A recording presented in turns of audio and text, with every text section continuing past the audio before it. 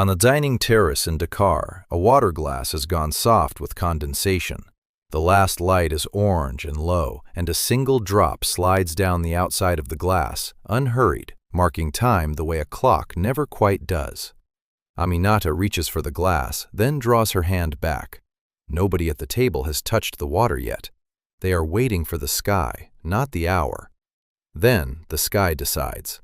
The sun clears the rooftops, and a dusk to dawn story begins. Maghrib, the prayer just after sunset. It is one of 5 fixed prayers that carve the day into portions. From dusk to dawn, 2 of them anchor the rhythm: Maghrib, right after the sun goes down, and Fajr, before first light. The same 5 points structure every single day. Consider what that means at scale. Researchers estimate close to 1 in 4 people alive today identifies as Muslim.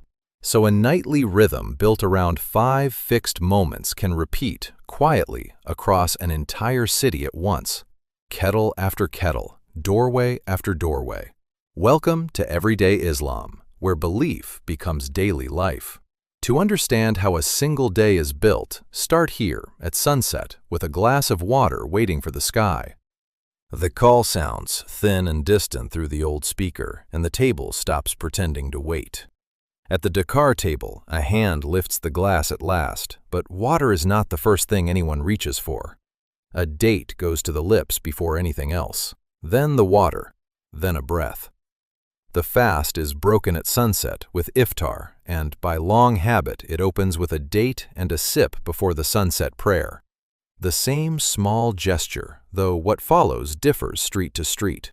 Dates in Dakar, apricots elsewhere, soup somewhere else again. Only after that first date and that first swallow does the table pause again. Everyone rises together because Maghrib follows the sun without waiting for anyone. This is the shortest of the 5 daily windows.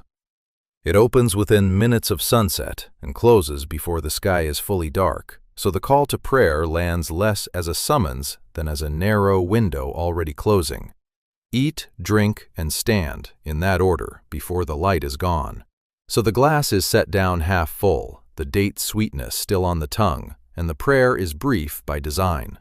When it ends, the water is finished in earnest, and the plate is cleared, because the evening is only beginning. Breaking the fast was never meant to be the meal itself. It was the doorway to it, and the meal is being built right now in the next room. The kitchen is where the real work waits, and the smell reaches the hallway first. A pot simmers, bread warms on the board, the table set for a meal built to last the night. Here is the room the terrace only pointed toward, and the family gathers now that the fast is broken. But before anyone sits, there is water to attend to. Each of the 5 prayers begins with a short ritual washing, wudu, so the household tap is revisited before praying. Hands, mouth, face, arms, the head, the feet. No grand ceremony, closer to a cook rinsing her hands between tasks at the stove. Yet the glass from the terrace has come inside and been set on the table, and still nobody drinks. It sits full and sweating while the eldest daughter sets the stew down and the meal is served around it. In the fasting month, a second meal, suhoor, is set aside for the hour before Fajr. The untouched glass is a promise the kitchen keeps for the deep of the night, a small clock this channel keeps tracing, night after night. When the second plate is cleared, the household steps into the street, and they are not the only ones. Doors open along the block, and a slow current of neighbors moves the same way, toward the lantern-lit courtyard of the mosque at the corner.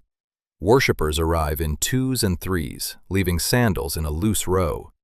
No schedule hangs on the gate.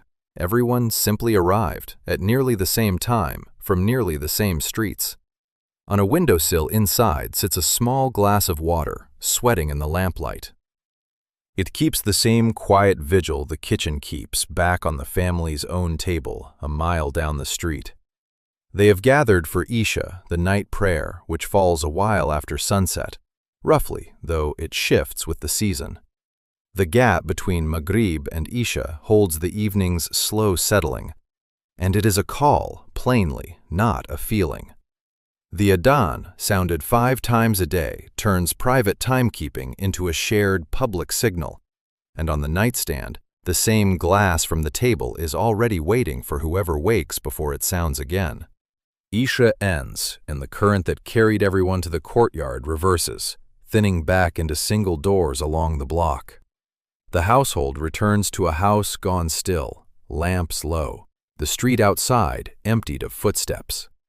On the nightstand, the glass from the table has followed them here. The condensation dried long ago, and the water inside is nearly gone now, a few swallows saved, a promise worn down to its last measure before the middle of the night. The night, though, is not finished asking questions. Beyond the 5 obligatory prayers, an optional night prayer called tahajjud waits in the deep hours, not required, prayed by few, offered to whoever is already awake. Nobody rouses the household for it. It waits instead for whoever finds themselves awake in the dark and chooses to stay up a little longer. The dark itself, it turns out, is not a fixed length. This month rides a lunar calendar that slips earlier year by year, and tonight it is Aminata who lies awake, listening to the dark pass.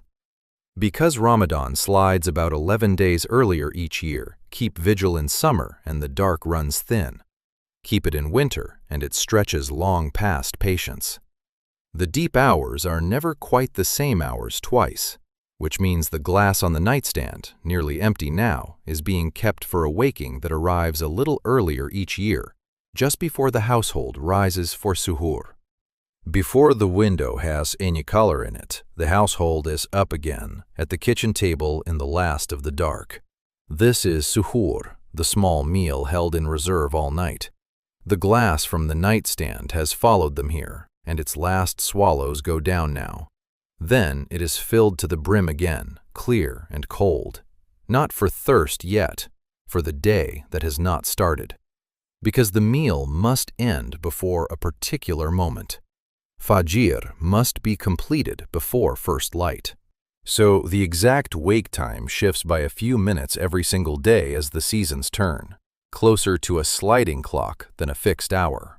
And the prayer that has to beat that line is short. It is not the hour of kneeling some people imagine, washing and movements together. A single prayer is closer to 5 minutes than to an hour. That is part of why the rhythm can repeat 5 times without swallowing the day. The prayer done, they step back into a house just waking, and the refilled glass will stand there untouched all day. This is everyday Islam, where belief becomes daily life. By first light, that one glass has crossed a whole day and come back full. One small clock, kept without anyone deciding to, widen the frame, and the same glass is everywhere. Down the block in Dakar, through open windows, one household, then a dozen, each keeping the same small clock. One street, and it breathes on a single rhythm, and every mat in every doorway points the same way. All 5 prayers, wherever they happen, face the same fixed point, the Kaaba in Mecca. A household on one side of the world keeps the very same orientation as one on the other. Twice more by day there are prayers we have quietly passed over, Dhuhr and Asr, kept alone or in small groups. Once a week one turns public, the Friday midday prayer, a whole neighborhood on one floor at once. So, what in your own day arrives on time whether you feel like it or not? An alarm, a meal, a commute, and who quietly keeps it beside you? Next time, we follow that Friday current inside the mosque. This is everyday Islam, where belief becomes daily life.